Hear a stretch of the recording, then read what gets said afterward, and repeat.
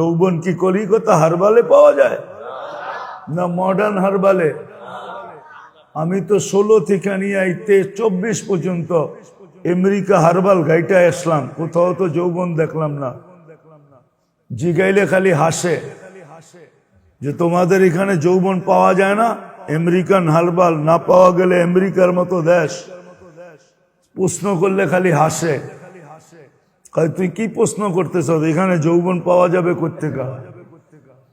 তো আমেরিকান হারবালে যৌবন পাওয়া যায় না? তো যুবক, তুমি কার যৌবন দিয়ে বহন করে চলছ? এটা কি নুন না? এটা কি নুন না? নুন কার খাইতেছি? কি এটা নুন না? 24 ঘন্টা অক্সিজেন কার নেন? এখন যদি অক্সিজেন এখান থেকে শূন্য হয়ে যায় 1 মিনিটের জন্য, বাঁচবেন? কতক্ষণ বাঁচবেন? আরে বলেন না, কতক্ষণ বাঁচবেন? 24 ঘন্টা তো অক্সিজেন নিতেছেন, নুন আল্লাহর খান। 1 বৎসরে 1800 বার ডাকছে। কয়বার মসজিদে আসছি?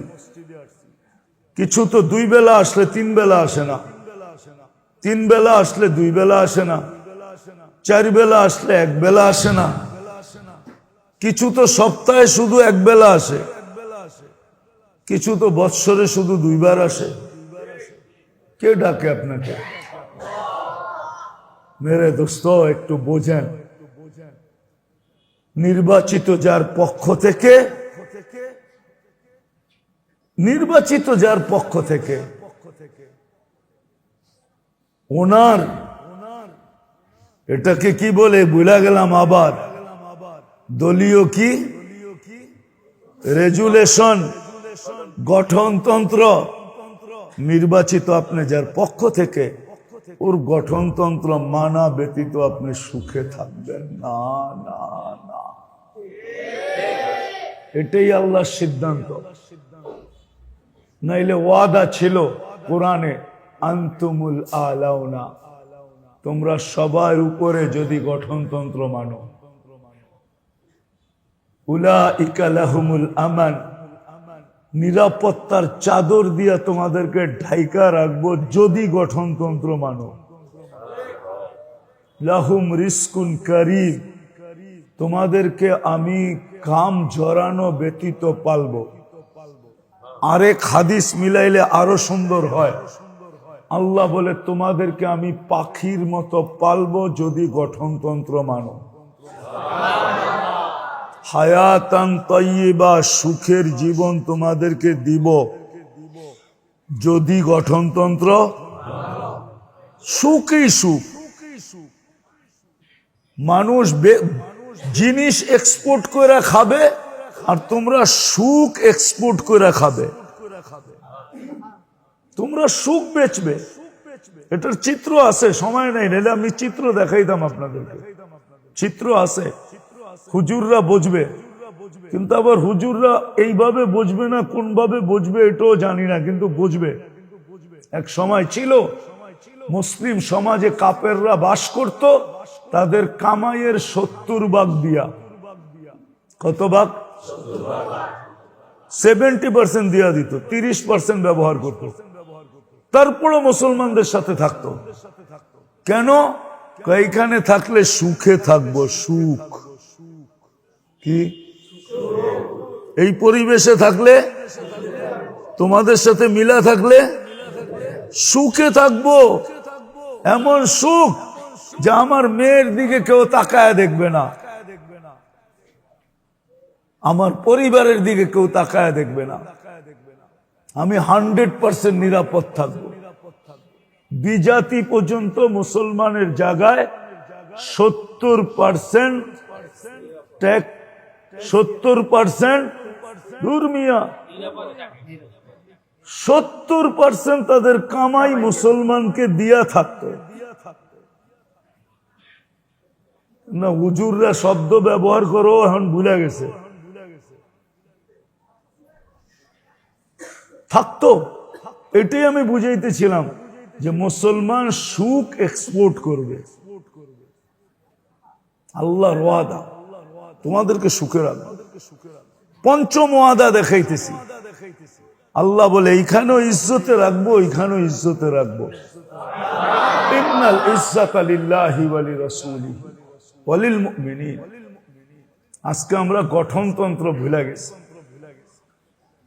নির্বাচিত কার এটাও ভুলে গেছি, কয়বার নির্বাচিত এটাও ভুলে গেছি, গঠনতন্ত্র ভুলে গেছি। আজকে গঠনতন্ত্রের থেকে দূরে সরে গেছি, সবকিছু বাদ দিলাম। 5 ওয়াক্ত নামাজে আসার কথা ছিল মুসলমানের। আল্লাহ ডাক দিতে দেরি, ছুটে আসতে দেরি করতেন না। কেননা এটা যদি জীবনে না থাকলো তাইলে কোরআন হাদিস এটাই বুঝায়, লা হাদ্দা ফিল ইসলাম লিমান লা সালাতা লা। যার জীবনে নামাজ নাই, ইসলামে তার কোনো অধিকার নাই। ইসলামে তার কোনো যেমন কয় না তুমি আমাদের দলে না, তোমার আমাদের দলের কোনো অধিকার তোমার নেই। বহিষ্কৃতর আবার কি দলের অধিকার থাকে নাকি? আল্লাহ বলে তুমি তোমার কোনো অধিকার নাই ইসলামে। এই জন্য আমি বলি সব সময়, আমার জাতি যদি একটা কাজ করত, শুধু 5 ওয়াক্ত নামাজ পড়তো,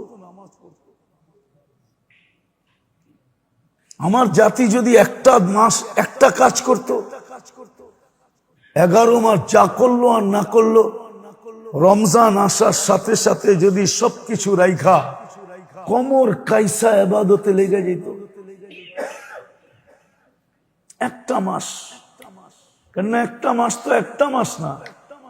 রমজান কিন্তু উম্মতের মাস। কার মাস? কার মাস? আবার কেন না রমজান আল্লাহর মাস। এই মাসটা এই উম্মতকে আল্লাহ গিফট দিছেন। গিফট কেমন হয়? আরে না বোঝেনি নাই মেয়া, খামাখা বিয়ায় গিফট লয়ে যান না, কি সেট লয়ে যান না, সেট কিসের? Dinner set. এটা ডিনার সেট কিনা শুধু কি ডিনার সেট গুলা বাইর করে হাতের মধ্যে করে লয়ে যান? কি করে যান? সাজায়া, ঠিক না? এমন সাজান যে আপনার গিফটটা সবার উপরে দেখা যায়, ঠিক না? তা আল্লাহ উম্মতকে একটা মাস দিছে, বিলকুল সাজায়া দিছে। কেমন সাজাইছে? কেন না গিফট দিছে, সাজাইছে কেমন? এক নফল, এক ফরজ, এক ফরজ 70 ফরজ, এক রাত্র 83 বৎসর, যা তসবিহাত পড়বা 10 গুণ, 1000 গুণ। এটা হলো সাজানো। এটা হলো কি সাজানো। এই মাসটা দিছিলেন আমাদেরকে গিফট। রমজান উম্মতের মাস। আমার জাতি যদি শুধু রমজানই ইবাদত করত, আমার জাতি যদি জিলহজের 10 দিনকে গলার ভিতরে বাঁধা নিত, কেননা জিলহজের 10 রাত্র 10 লাইলাতুল কদরের সমান।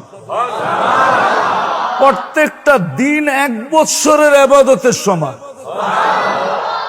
আমার জাতি যদি 4 মাস গুনাহ না করত, এই যে রজব, আল্লাহ তো নিষেধ করছেন, ফালা তুজালিমু ফিহিন্না আনফুসাকুম, এই 4 মাসের ভিতরে তোমরা গুনাহ করো না। আমার জাতি যদি এতটুকুই করত,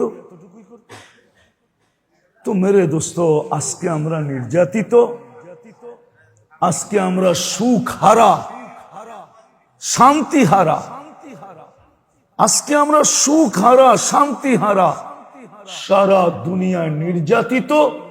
আমরা 4 পক্ষ থেকে নির্বাচিত, এটাও জানি না। কয়বার নির্বাচিত এটাও জানি না।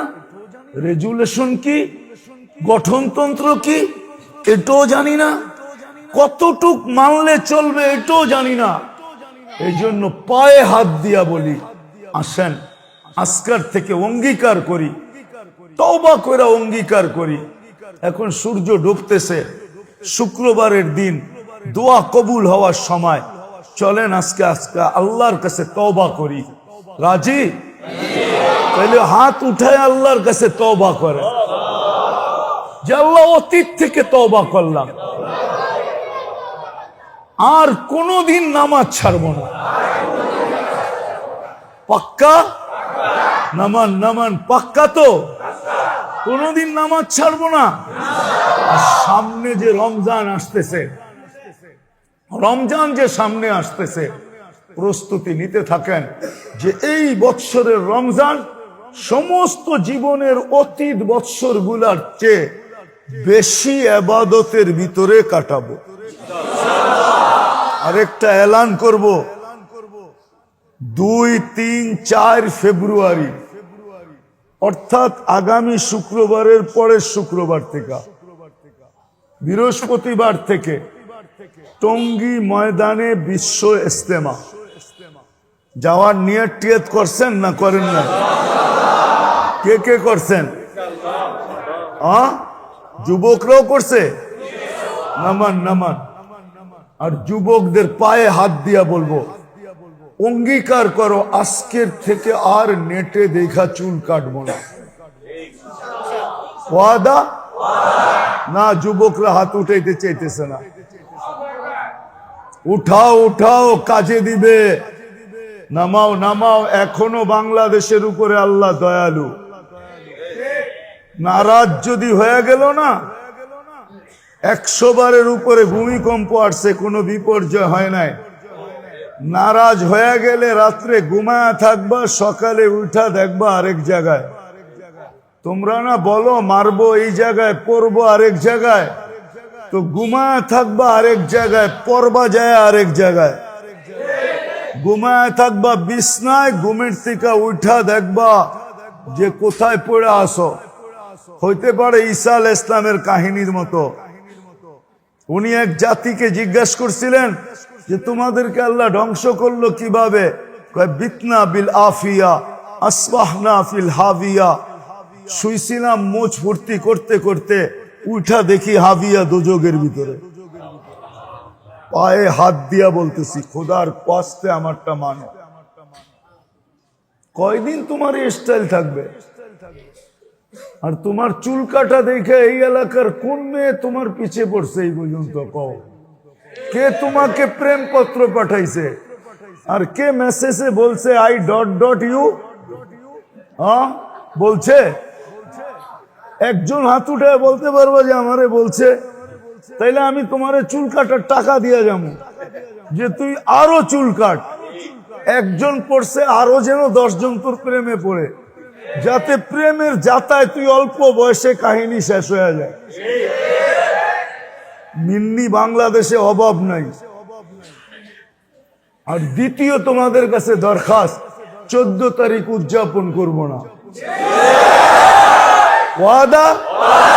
না, সব উঠাইতেছে না।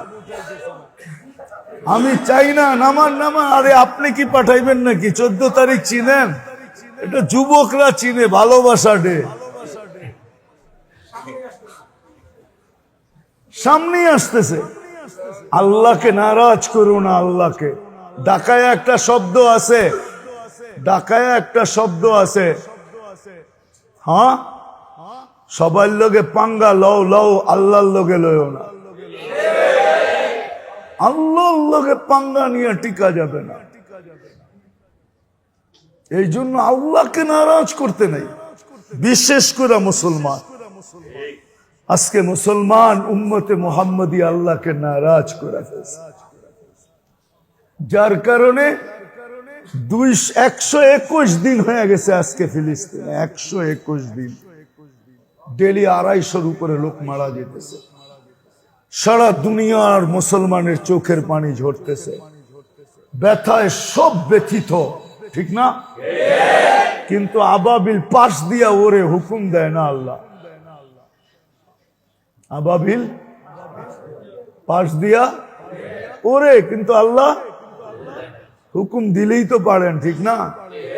হাতিকে যদি পাউডার বানাইতে পারে, তাহলে ট্যাঙ্কেও পাউডার বানাইতে পারে না? পারে না? জল স্থলের প্রাণীর ভিতরে হাতিই তো সবচেয়ে বড়, ঠিক না? হ্যাঁ, আল্লাহ তো বুঝাইছে এইটারে পাউডার বানাইতে পারে, তো তবু যত বড় অস্ত্র আছে ওইটাকেও পাউডার বানাইতে পারে, কিন্তু হুকুম তো দেয় না, কাছেই তো উঠতেছে। আমি তো ঘুরে আসছি, আমি জানি আবাবিল কোথায় আছে। এই জন্য সর্বশেষ কথা, আল্লাহ আমাদের সবাইকে আমল করার তৌফিক করবেন তো। আমল, নামাজ ছাড়বেন তো না? বুঝেন কিন্তু তওবা করছেন। আল্লাহ আমাদেরকে আমল করার তৌফিক দান করেন। আমা আলাইনা ইল্লাল বালাগ।